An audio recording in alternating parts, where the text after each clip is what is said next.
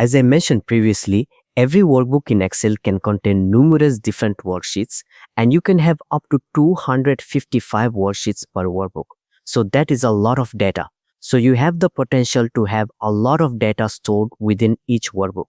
The workbook is the overall container that houses the worksheets. So if we take a look at my workbook, this workbook is currently unsaved, but the workbook is called Book 1, and currently I have one worksheet in this workbook called Sheet 1, and you can see that as a tab at the bottom of the screen. And it's fundamental to your understanding of basic Excel to know how to work with your worksheets. So let's take a look at some of the basic things that are important to know. Each worksheet in your workbook contains a grid structure of what we call cells. Each workbook contains columns represented by letters and rows represented by numbers.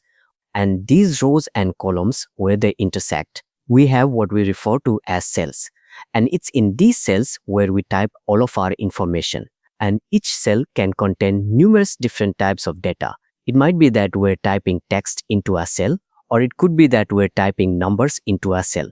We can type things like percentages into cells, or even dates, and everything you type into a cell in a worksheet can be formatted so that it looks exactly as you want it to look. And as we already know, we identify different cells in a worksheet by using the cell reference. So where the column and the row intersect, we get our cell reference. So currently I'm clicked on cell G5, and it's these cell references that are used consistently throughout Excel. When we're building things like formulas and pretty much when we're doing anything in Excel, it already relates to the cell reference. Now, when it comes to your different worksheets, you'll notice that when you create a new blank workbook in Excel, you're just going to get a default worksheet that's called Sheet 1, and each worksheet contains over 1 million rows. If I click in cell A1 and press Ctrl plus down arrow, that's going to jump me down to the very last row in this workbook. So you can see there just over 1 million. Ctrl plus up arrow to jump to the top. If I do Ctrl plus right arrow, it's going to jump me to the last column. And there are just over 16,000 columns in one worksheet. Ctrl plus left arrow to jump back to cell A1. So what that means is that within each worksheet, we have roughly 17 billion cells, and we have the potential to fill all of those with data. Now, this is not something I would advise. When you start getting into spreadsheets that are that large, you're probably going to find Excel starts to slow down greatly. But just be aware of the potential amount of data that you can squeeze into every worksheet. Now, what about managing different worksheets? Well, again, if we go down to the bottom where we have Sheet 1, this isn't a particularly meaningful name. It's rather generic. So what I would probably do here is immediately rename this worksheet to make it a little bit more meaningful depending on what I have on this worksheet. Now, I don't have anything at the moment, but let me just show you how you can rename your worksheets. If you right click on the tab, it's going to pull up that contextual menu, and we have a number of different worksheet related menu items in here. And one of them is rename. You can now see Sheet 1 is highlighted, and I can just go in and call it something else. It's also worth noting that to rename, you can simply double click on the tab and it will let you rename that way as well.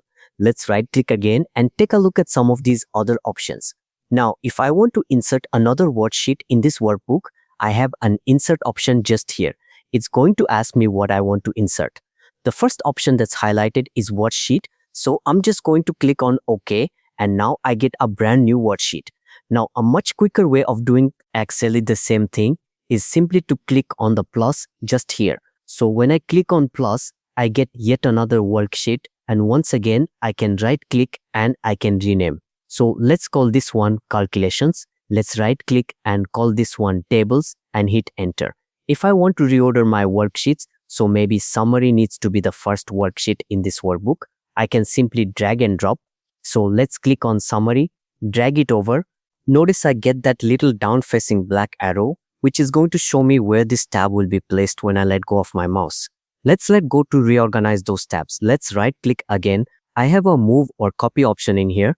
So from here, what I could do is I could choose to move or copy this particular worksheet to a completely different workbook that I have open. Now, I don't currently have another workbook open. I just have book 1.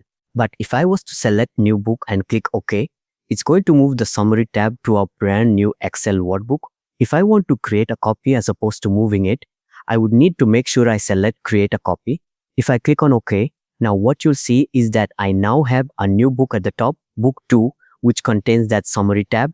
Now I don't need this, so I'm going to do Ctrl+W to close this down. Let's right click one more time.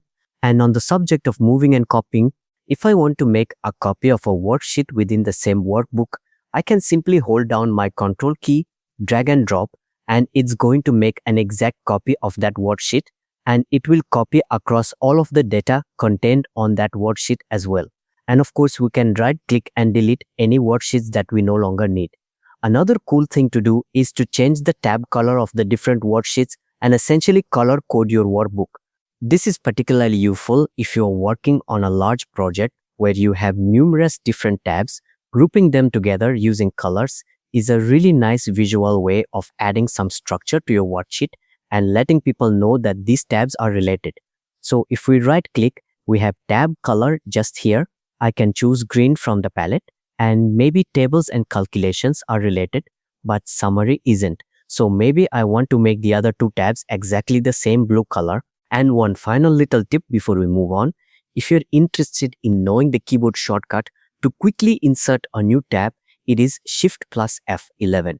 Let's move this by dragging and dropping. I'm going to right click and change the color to blue, and then I'm going to rename this to pivot and hit enter.